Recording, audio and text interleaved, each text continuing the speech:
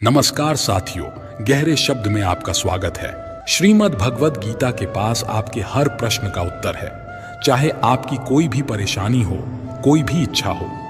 श्रीमद् भगवद गीता आपके हर प्रश्न का उत्तर देती है, आपकी हर समस्या का हल देती है।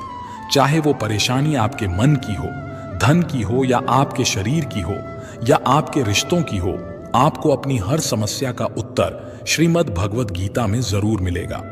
श्रीमद् भगवद गीता साक्षात भगवान की दिव्य वाणी है।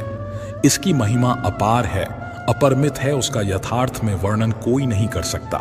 गीता सर्वशास्त्रमयी है, इसे सारे शास्त्रों का खजाना कहा जाता है।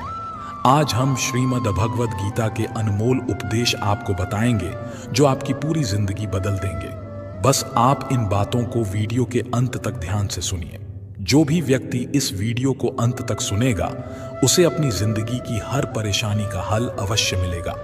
उसे अपनी जिंदगी में जो कुछ भी चाहिए वो उसे जरूर मिलेगा।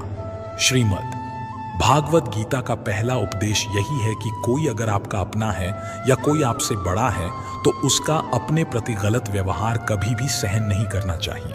गीता का ये उपदेश हमारी जिंदगी से भी जुड़ा है। हम भी अपने मन की अधिकतर तकलीफों को ये सोचकर जिंदगी भर सहते रहते हैं कि ये तो मेरा अपना है, ये तो मेरा बड़ा है, इसको हम कैसे कुछ कह सकते हैं। हम अगर नहीं सहेंगे, कुछ कह देंगे तो हमारे रिश्ते ही खराब हो जाएंगे, हमारे रिश्ते ही समाप्त हो जाएंगे। पर सोचने की बात ये है कि उस व्यक्ति को आप अपना कैसे मान सकते हैं जो आपकी तकलीफों की वजह हो। अपना तो वो होता है जो हमारी तकलीफों को दूर कर दे। गीता का ये उपदेश है, किसी को भी अपना फायदा मत उठाने दो, किसी को भी खुद पर जुल्म मत करने दो, क्योंकि आप जितना सहेंगे लोग आपको उतना सहने के लिए और मजबूर करेंगे। गीता का पहला अध्याय जिसका नाम अर्जुन विषाद योग है और दूसरा अध्याय जिसका नाम सांख्य योग है, इसके आरंभ में ही अर्जुन ने श्री कृष्ण के आगे अपना दुख प्रकट किया है। हे केशव, मैं कौरवों से कैसे युद्ध कर सकता हूं? ये सब तो मेरे अपने ही है। मैं कैसे पितामह भीष्म और गुरु द्रोणाचार्य से युद्ध करूंगा, क्योंकि ये दोनों तो मेरे पूजनीय हैं। इसलिए इन गुरुजनों को मारने से तो अच्छा है मैं भिक्षा मांगकर गुजारा करूं। और जिन कौरवों से मैं युद्ध करने जा रहा हूं, वो सब धृतराष्ट्र के पुत्र मेरे भाई ही हैं, मेरे अपने ही हैं। इन सबको मारने से अच्छा है कि मैं सन्यासी बन जाऊं। तो श्री कृष्ण ने अर्जुन से कहा कि यहां कौन अपना है और कौन पराया है।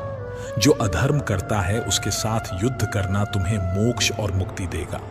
तुम अपने इस मन के मोह को त्याग दो, नहीं तो सारा जग तुम्हारी निंदा ही करेगा, तुम्हें डरपोक कहेगा। और बात अपने पराये की नहीं है, बात धर्म और अधर्म की है, बात सही और गलत की है।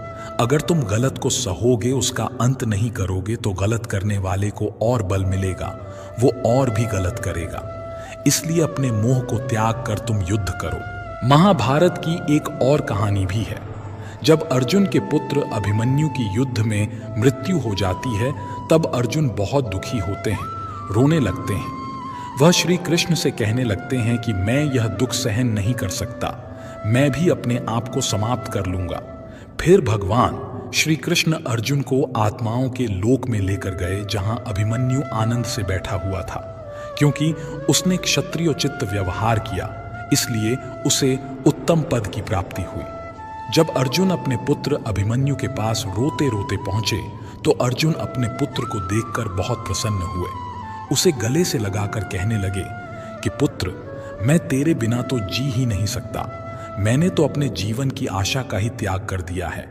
तो अभिमन्यु कहने लगा कि आप कौन हैं? अर्जुन बोले, मैं तेरा पिता हूं, तू मेरा पुत्र है अभिमन्यु। तो अभिमन्यु कहने लगा कि कौन पिता कौन पुत्र?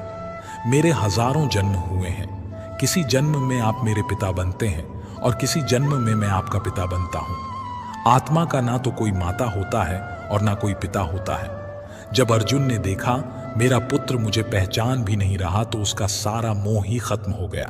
इसलिए गीता के उपदेश को ठीक से समझ लो कि यहाँ कोई अपना पराया नहीं है। जो बुरे वक्त में, तकलीफ के वक्त में तुम्हारा साथ दे, सिर्फ वही हमारा अपना है, बाकी सब पराए हैं। गीता का दूसरा उपदेश ये है कि जो चला गया है उसका कभी दुख मत करो।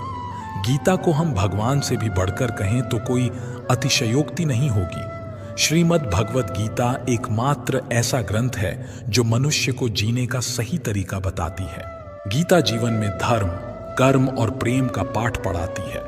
श्रीमद् भगवद गीता का ज्ञान मानव जीवन और जीवन के बाद का जीवन दोनों उपयोगी माना गया है। इसलिए गीता के विचारों को आप हर रोज रात में सोने से पहले जरूर सुनें।